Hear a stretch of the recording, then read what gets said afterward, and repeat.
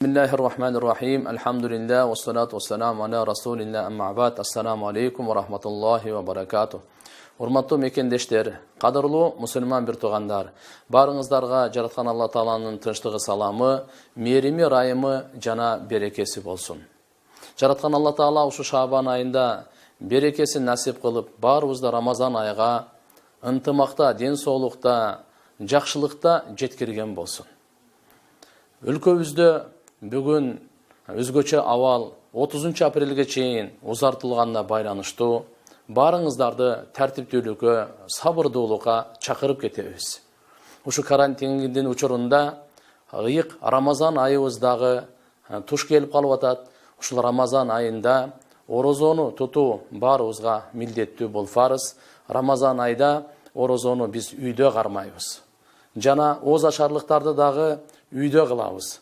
Аял бала чакаларыбыз менен чогуу ооз ачарлыктарды үйдө кылабыз. Тарави намаздарын үйдө окуйбуз. Авал турукташканга чейин. Мынакей жума намаздын ордуна пешим намаз, 5 убакыт намаздарды, фарыздарды биз азыр үйдө окуп атканыбыздан кийин таравих намазы бул сүннөт намаз болуп эсептелинет. Ошондон улам баарыбыз үй бүлө бала чака менен үйдө тарави намаз окуп турабыз туугандар. Биз бул кырдаалды дагы, бул кыйынчылыкты дагы Кудай кааласа жеңебиз. Качан бири-бирибизге туура түшүнүп, бири-бирибизге жардам берип, тартиптүүлүктү бекем сактап гана биз муну жеңе алабыз буюрса.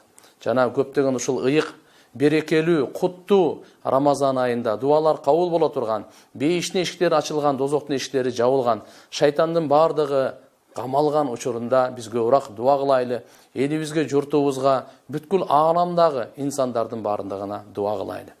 Мынакей Рамазан айына бир канча саналуу гана күндөр калды. Биз буга даярданайлы.